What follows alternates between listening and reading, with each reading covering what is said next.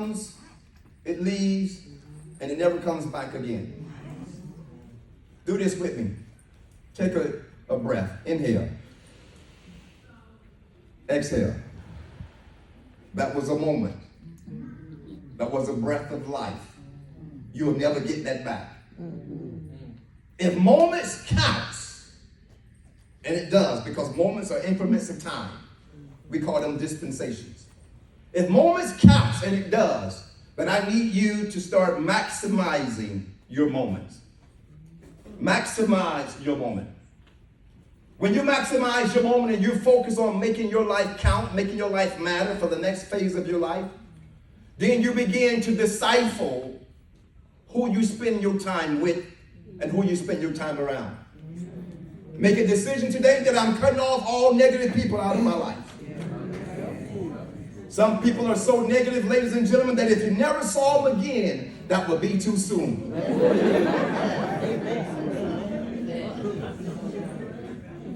Some people are so negative that when they come around, they exasperate your strength. They make you feel depleted. They deprive you of your virtue. They take away your energy. Understanding that energy, time, and virtue is given to you for the assignment on your life. You don't have time to exasperate and exhaust your time and energy with people who cannot appreciate and value the gifts that you are, or the gifts that you have, and the talent that you have. You cannot afford to let people deprive you of what was given to you to make your dream a reality. When I decided I was going to change my life and turn my life around, I cut negative people out of my life, including some family members. I realized that I can do bad all by myself. And to the contrary, if I can do bad by myself, I can do good by myself. Because the truth is, it begins with you, right? And so I started maximizing my moment. I started making my time count. I started living on purpose and determining who I would allow into my space. I wanted people around me that could inspire me.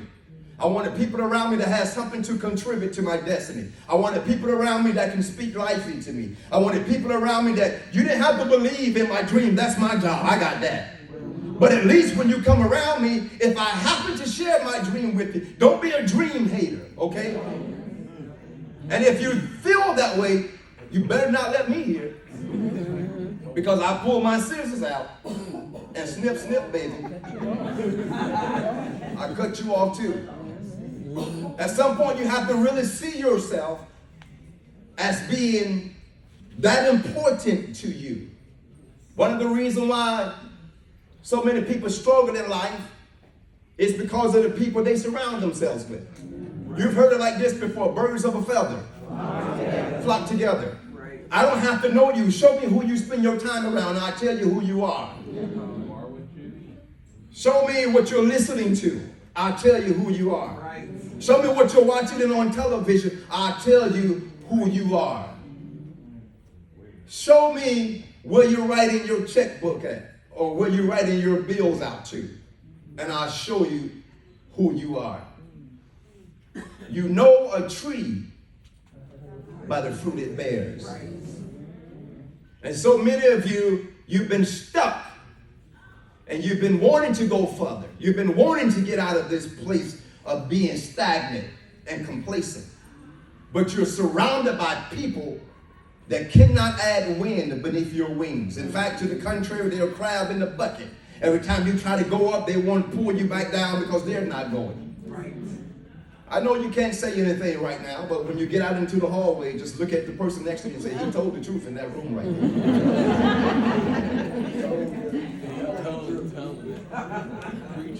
Resources have been made available to you to help you to come out from where you are to go to where you need to be. I think the internet is one of the most fabulous things in the world because it allows you to take advantage of opportunities and resources from the comfort of your home. Wherein in time past you had to get in your car and drive to the library. Now you can just sit there and the library drives to you. Take advantage of moments. They are precious. Decide in your heart that I'm going to spend time around the people who matters the most. If you got family members that you haven't seen and talked to in a long time, you need to make a promise to yourself to at least call them and check on them, to let them hear your voice and to know that you're still here and they still matter to you. Point number 4, mind your business. And business your mind.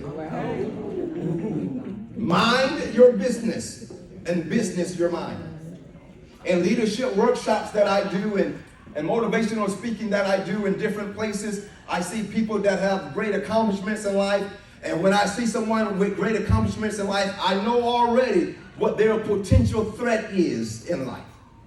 It's called comfort. It's called complacency. Can I submit to you, ladies and gentlemen, that average is your enemy. Being ordinary is your enemy. Being common and casual is your enemy. When you begin to get comfortable and casual, you're selling for less. You stifle your own growth.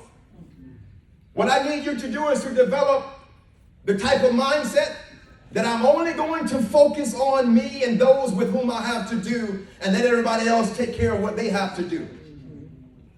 I'm focusing on my business, my assignment, my purpose in life, my contributions, my weaknesses, my strength, my vulnerabilities, my susceptibilities. I'm focusing on what I know I need to work on with me so that I can continue to improve me and present me to the world as a world changer. And then on top of that, I'm not only minding my business, but I'm constantly educating and imparting more knowledge, more understanding, more education, more wisdom into my mind.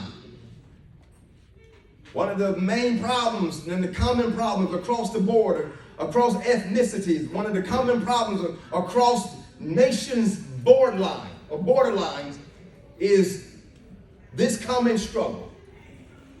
The mind, the mentality, the comprehension, and the investment that one does or does not do in their educational index, in their mind, in their brain. In other words, what I've found as a common problem is that when a man struggles, a woman struggles, it's because they don't feed their mind enough. The threat that stands at your door is the fact that you're employed for the federal government, and in the world's eye, you've arrived. In your eye, you need to just be getting started. Because what you have today can be snatched up under your feet like a rug tomorrow. Where you are today, you can wake up tomorrow having lost everything. I've seen people on top today and on the bottom tomorrow. And I say to people that when you make it to where you want to be, celebrate for 5 minutes and keep moving. Because what you want to do is continue to build levels of success. You want to continue to create different streams of income. You want to have more doors than one open for you. You want to have more than one solid connection in your life. You want to have more than one idea. You want to have more than one venture. You want to have more than one business. You want to specialize in more than one thing. You want to be multi-talented. You want to have a multi-vision, not a television, a multi-vision. You want to begin to think with your mind's eye and see things from your creative perspective, how you can continue to build your life and take your life to places that you've never gone before. So you have to begin to focus on different things that you can do to empower yourself, to educate yourself, to enlighten yourself, and to guarantee yourself multiple streams of income and multiple avenues of success. If all your eggs are in one basket, then it will be just a matter of time where all your chicks dies in the basket. Do not think you've come as far as you can go. Say this with me: I will give it all I have. I will give it all I have. Stay focused on your assignment without comparing or competing with others. Learn all that you can do to be the best version of yourself. What someone else has going on matters not to you. What someone else think about you matters not to you. If someone dislikes you, it matters not to you. Don't try to keep up with the Joneses. The Joneses went bankrupt a long time ago. If you keep up with the Joneses, you're going to join the Joneses. And I don't know if there's someone in here with the last name Jones or not, but if you are, I'm not singling you out. Is there someone in here with the last name Jones? I said that in my last meeting. There was somebody named last name Jones and Brown. And I said, Mr. Brown and Miss Jones, and both of them were in the room. I said to them, I promise you that God didn't tell me to call you. I am not prophesying. I don't know anything about you, sir, ma'am. Say this with me. I will mind my business. I will mind my business. And business my mind. And business my mind.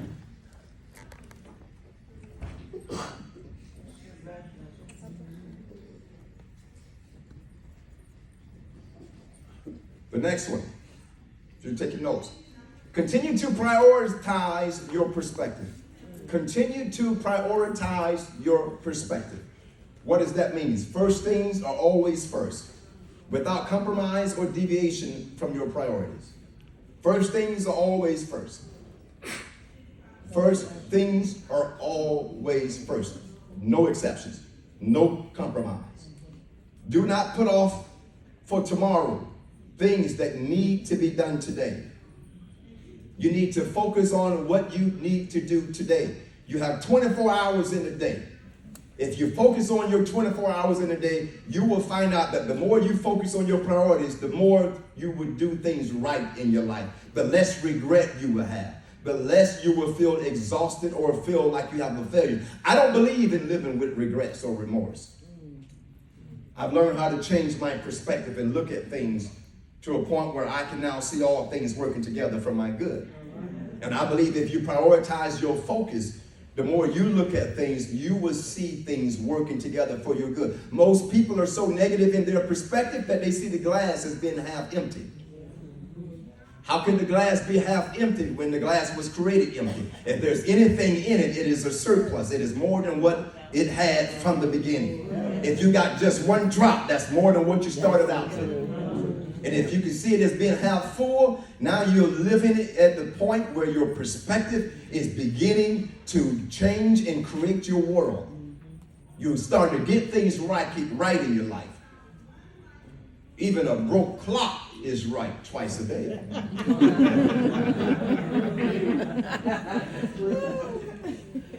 And if a broke clock can get it right twice a day, look at the person on the left or right and say, I know you can get it right at least 3 times a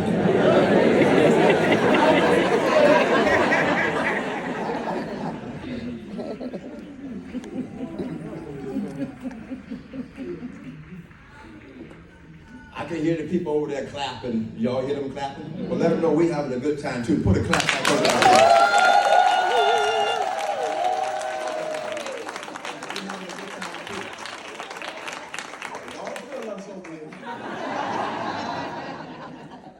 Can you hear me now? Number 6, surround yourself with the right people. And I kind of alluded to this earlier. Always keep around you people that will encourage, enlighten, and help hold you accountable. One of the things that we don't like is to be challenged by people. We don't want folk getting too close to us. And I can understand that your perimeter is your perimeter. But remember this, that even though you let people in your perimeter, you remain in charge of your jurisdiction at all times. You get to determine who you let in and how far they can go. But it's good to have in your circle people that love you enough to tell you the truth about yourself and the decisions that you've made. You need people around you that will help hold you accountable. You need people around you that can look at you on your weakest day, your brokest day, your saddest day, your most frustrating day, and can speak into your life and say, Shirley, you are better than this. Richard, get over it. And move on. Look at somebody to the left or right and tell them, build a bridge and get over it. Build a bridge and get over it. Build a bridge and get over it because life is waiting for you. That's right. Your husband is waiting for you. Your wife is waiting for you. For those of you that's looking for your significant other, they're waiting for you. They're waiting for you to get over it.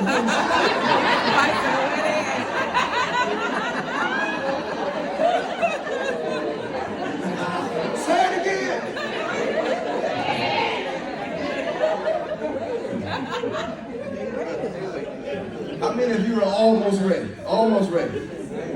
Almost ready. Yeah. You're not ready yet for your husband and your wife, but you're almost ready. Why are you not ready yet? Because you